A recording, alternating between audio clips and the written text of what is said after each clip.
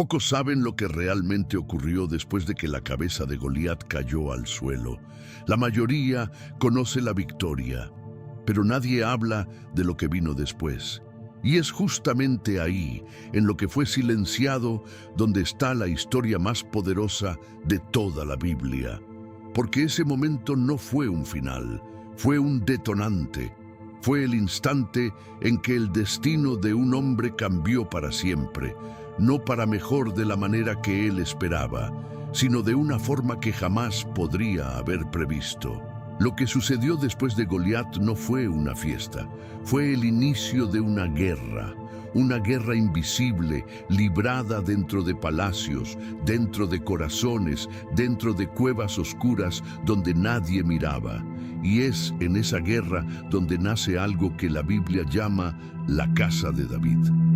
Pero para entender la casa, necesitas entender lo que ocurrió antes de que se levantara cualquier fundamento.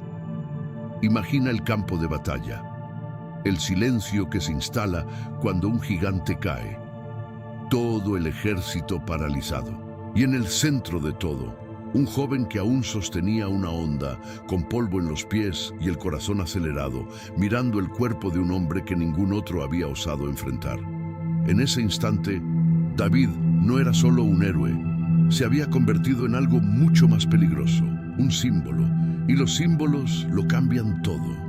Mientras el pueblo comenzaba a celebrar, algo ocurría al mismo tiempo en dos corazones completamente distintos. Dos hombres miraban a David en ese momento, y cada uno veía algo diferente. Uno veía un aliado, el otro veía una amenaza. El primero era Jonatán, hijo del rey, un guerrero experimentado, un príncipe que naturalmente heredaría el trono. Pero cuando miró a David, algo que la Biblia describe de manera extraordinaria ocurrió dentro de él. El texto sagrado dice que el alma de Jonatán quedó unida al alma de David. No era admiración superficial, no era solo respeto por el valor de alguien más joven, era reconocimiento. Como si estuviera viendo algo que aún no era visible para nadie más, un destino que todavía no había sido anunciado públicamente, pero que ya estaba escrito en algún lugar más allá de lo que los ojos humanos alcanzan. Y entonces, Jonatán hizo algo que hasta hoy provoca silencio en quien entiende el peso del gesto. Se quitó su propia capa y se la dio a David. Le entregó su espada, su arco, su cinturón. Pieza por pieza, transfirió lo que representaba su identidad, su poder, su lugar en la historia, sin palabras, sin discurso, solo una transferencia silenciosa que lo decía todo. Aquí estaba el heredero del trono reconociendo que el trono no era suyo. Y David, sin saber completamente lo que cargaba, recibió todo aquello. Pero mientras esa alianza nacía, el otro corazón observaba. Y ese corazón pertenecía a Saúl. Saúl no vio un héroe en el campo de batalla. Saúl vio a alguien que hizo lo que él no pudo hacer. Y esa diferencia, demasiado pequeña para quien mira desde afuera, es suficientemente grande para destruir a un rey por dentro. Porque existe un veneno sutil que crece cuando percibes que alguien menor que tú, más joven que tú, sin tu título y sin tu corona, logró lo que tú no lograste. Ese veneno no se llama rabia, se llama miedo disfrazado de rabia. Y fue ese veneno el que Saúl tragó ese día. Por un tiempo, el miedo permaneció callado. David seguía sirviendo, seguía ganando batallas, seguía siendo fiel. Era comandante de los hombres de guerra, crecía en favor ante el pueblo. Y cuanto más crecía, más se extendía el veneno, hasta que llegó la música. Las mujeres salían por las ciudades cantando, y la letra era simple pero devastadora. Saúl mató a sus miles, decían ellas, pero David a sus 10,000. Una comparación, y las comparaciones dentro de un reino no son solo palabras, son declaraciones de poder. Cuando Saúl escuchó ese canto, algo dentro de él se rompió de una manera irreparable. La Biblia dice que se indignó profundamente. Pero la indignación era solo la superficie. Por debajo de ella había algo mucho más antiguo y mucho más sombrío: la conciencia de que Dios se había apartado de él. Externamente, nada había cambiado. David aún servía, aún tocaba el arpa para el rey, aún era fiel al palacio. Pero internamente, el corazón de Saúl ya había dictado sentencia. Y cuando el corazón dicta, las manos obedecen. Ocurrió en un momento que debería haber sido de paz. David estaba tocando, como tantas otras veces. La música subía por el ambiente, la atmósfera se transformaba, y había un alivio que solo esas notas podían traer. Pero dentro de Saúl, ninguna melodía alcanzaba ya ese lugar oscuro. Y entonces el rey tomó una lanza. No una vez, 2 veces. 2 veces la arrojó hacia el hombre que estaba allí para servirle. 2 veces la lanza cortó el aire y se clavó en la pared mientras David se apartaba. Todo cambió en ese instante. El hombre que calmaba al rey ahora necesitaba huir de él. El héroe de Israel se había convertido en blanco dentro del mismo palacio que lo acogió. Y comienza allí uno de los periodos más largos y más dolorosos de la vida de David. Años de persecución, de huida, de desierto. Pero hay algo que necesita decirse aquí, algo que cambia completamente cómo ves todo lo que viene después. Mientras Saúl intentaba eliminar a David, Dios lo establecía.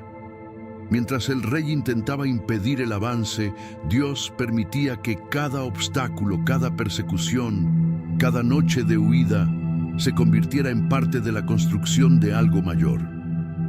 Este es un principio que la Biblia revela con una claridad brutal. Cuando Dios decide levantar a alguien, ni siquiera todo el sistema en que esa persona está insertada puede impedirlo. Saúl tenía el trono. Saúl tenía el ejército. Saúl tenía la autoridad y el reconocimiento, y aún así, nada de eso fue suficiente para detener lo que Dios había determinado. Pero la historia no termina con una lanza en la pared. Saúl cambia de estrategia. Decide usar algo que nadie esperaría: un matrimonio. Antes de la batalla contra Goliat, había prometido dar su hija a quien derrotara al gigante. Pero cuando llega el momento de cumplir, entrega a la hija mayor a otro hombre. Una humillación silenciosa, una promesa rota con elegancia calculada. Entonces aparece Mical, la hija menor del rey, y ella se enamora de David. Saúl ve en eso una oportunidad, pero no una oportunidad de alegría, no una bendición de padre para hija, una trampa. Exige como dote una misión imposible: matar 100 filisteos y traer las pruebas. El razonamiento era simple y sombrío. David entraría en esa misión y no volvería. El problema quedaría resuelto sin que la sangre manchara las manos del rey. Pero David regresó, con 200 pruebas, el doble de lo exigido. El plan fracasó, y al fracasar, fortaleció exactamente aquello que intentaba destruir. Saúl entonces comprende con una claridad que lo aterroriza: Dios está con David, y no solo simbólicamente, activamente, visiblemente, de una manera que no se puede negar. Y ahora el miedo se convierte en pánico. La persecución se convierte en orden. Saúl manda matar a David abiertamente. Ya no en silencio, ya no con estratagemas disfrazadas. Una orden directa de ejecución. Y es aquí donde ocurre algo que revela cuánto Dios ya había plantado alrededor de David sin que él mismo lo percibiera. Mical, la hija del propio rey que quería matar a David, ayuda a su esposo a escapar. Lo descuelga por la ventana durante la noche, mientras el palacio dormía, y colocó una estatua en la cama para engañar a los soldados que llegaron demasiado temprano. El héroe que había sido celebrado por todo el pueblo, cuyo nombre estaba en las canciones de las mujeres de las ciudades, ahora huía en la oscuridad, sin destino claro, sin ejército, sin certeza de lo que vendría. Y comienza el desierto. No el desierto solo como lugar geográfico, el desierto como estado de vida. Ese lugar donde todo lo que tenías fue arrebatado, donde los aplausos se callan, donde el palacio queda atrás, donde miras tus manos y comprendes que estás completamente solo. David va a Nob, llega sin ejército, sin espada, sin pan, le pide al sacerdote lo que haya para comer y recibe pan consagrado, el que estaba reservado para otro propósito. Ya no había nada disponible excepto lo sagrado, y David come, porque cuando la supervivencia es la única opción que queda, lo que era sagrado para otros se convierte en sustento para quien lleva un propósito. También recibe de vuelta la espada de Goliat. Esa misma espada que un día fue símbolo de victoria, ahora se usa como herramienta de supervivencia. El mismo objeto, dos significados completamente distintos. Eso dice mucho sobre lo que el desierto hace con los recuerdos de alguien. Y entonces David hace algo para lo que ningún lector está preparado. Huye hacia territorio filisteo, el enemigo de Israel, la tierra de los mismos pueblos cuyo gigante había decapitado. Y allí, para sobrevivir, necesita fingir locura ante el rey de Gat. Se babea en la barba, rasca marcas en la puerta, actúa como un hombre que ha perdido la razón, el ungido de Dios, fingiendo locura para no ser asesinado. Si te detienes aquí y piensas en lo que David estaba viviendo en ese momento, el peso es casi imposible de soportar. No hay gloria visible, no hay trono a la vista, no hay aplausos, no hay ejército, no hay nada que justifique la promesa que había sido hecha sobre él. Solo humillación, solo huida, solo oscuridad. Pero es exactamente ahí donde la Biblia guarda el momento más importante de toda la historia. David llega a la cueva de Adulam, un lugar sin nombre grandioso, una cueva, oscura, húmeda, sin cortinas reales ni columnas de mármol, un agujero en la roca, escondido de las rutas principales, lejos del palacio y de cualquier reconocimiento. Y allí comienza a ocurrir algo que solo los ojos de la fe pueden ver como milagro. La gente empieza a aparecer, pero no cualquier tipo de gente. La Biblia describe con una honestidad desconcertante quienes llegaron a esa cueva: endeudados, amargados, personas en angustia, rechazados, aquellos a quienes el sistema había quebrado, los que no tenían lugar en el palacio, los que no pertenecían a ninguna estructura de poder. Cerca de 400 hombres, todos en algún tipo de ruina. Y David se convierte en su líder. Piensa en eso por un momento. Sin trono, sin título oficial, sin ejército reconocido, sin palacio, sin el aval de ningún rey, ningún sacerdote, ninguna institución. Dentro de una cueva, rodeado de gente quebrada, David se convierte en capitán, porque el verdadero liderazgo no nace del cargo, nace de la persona. Y cuando la persona ha sido forjada por el proceso correcto, atrae exactamente a quienes necesitan lo que ella tiene.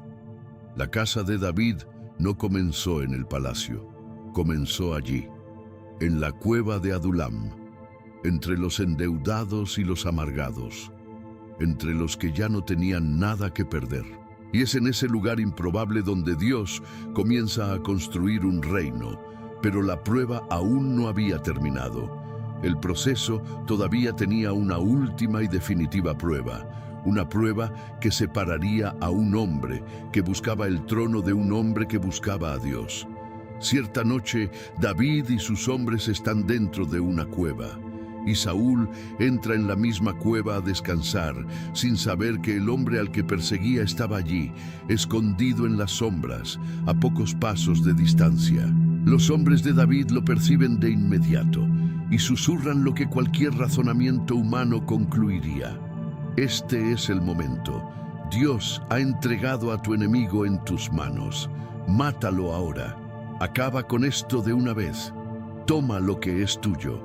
y David tenía todo para hacerlo. Estaba armado, estaba en la oscuridad. Saúl estaba durmiendo. Era simple, era rápido y había una justificación teológica perfecta para ello.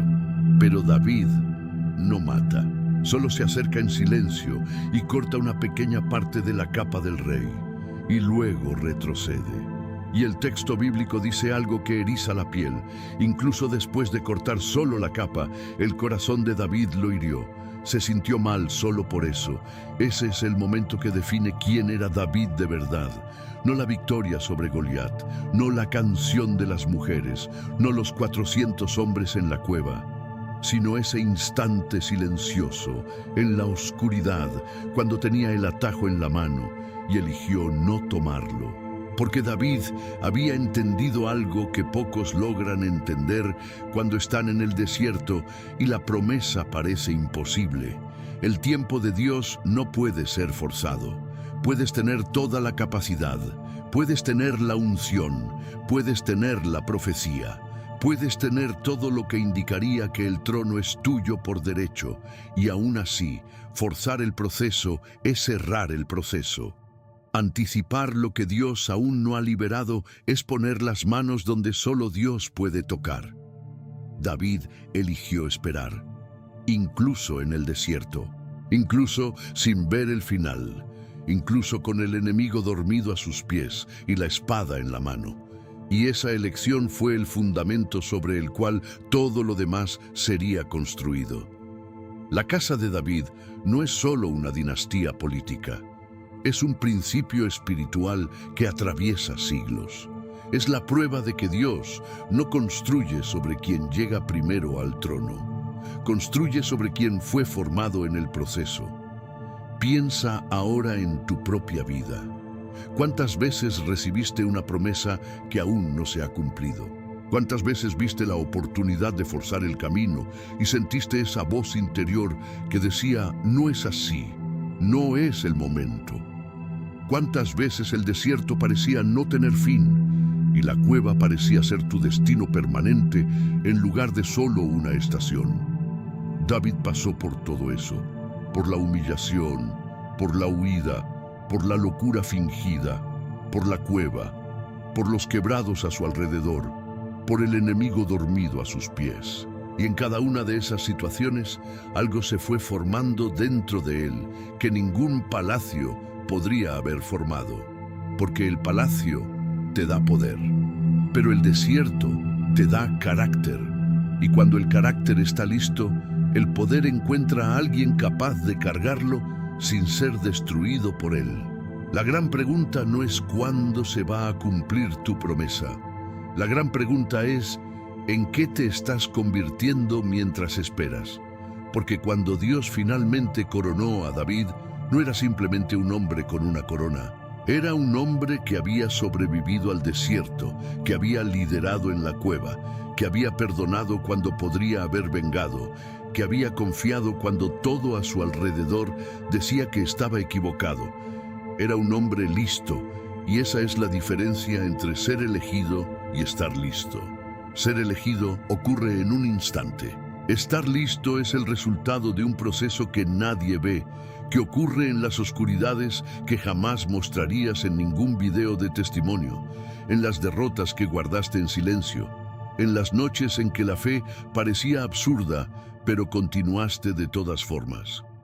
La casa de David comenzó con una victoria sobre un gigante, pero fue construida en lo que vino después, en el desierto, en la cueva, en la elección de no matar cuando podía matar, en la decisión de confiar cuando todo decía que desistiera. Y tal vez lo que estás viviendo ahora, aquello que parece solo persecución, solo retraso, solo la huida que nunca debería haber ocurrido, tal vez eso sea exactamente el lugar donde Dios está construyendo algo que todavía no puedes ver. La promesa que cargas no se cumplirá a pesar del desierto, se cumplirá por causa de lo que el desierto hizo en ti. La casa comienza antes de la coronación. A veces comienza dentro de una cueva, en medio de la noche, rodeada de gente quebrada que no tiene nada más que tú. Y si Dios eligió ponerte en una cueva, es porque vio algo en ti que no necesita palacio para crecer. Si esta historia tocó algo dentro de ti, si te hizo mirar tu propia situación con otros ojos, no estás solo en esa percepción. Hay muchas historias así escondidas en las páginas de la Biblia, historias que la mayoría no se detiene a entender, historias que revelan quién es Dios, a través de quién sus elegidos tuvieron que convertirse. Si quieres seguir descubriendo estas historias, deja tu like en este video y suscríbete al canal. Y si conoces a alguien que está en el desierto ahora, que está en la cueva y ha perdido el sentido del proceso, comparte esto con esa persona. A veces la historia correcta llega en el momento correcto, y tal vez eso sea exactamente lo que está ocurriendo ahora.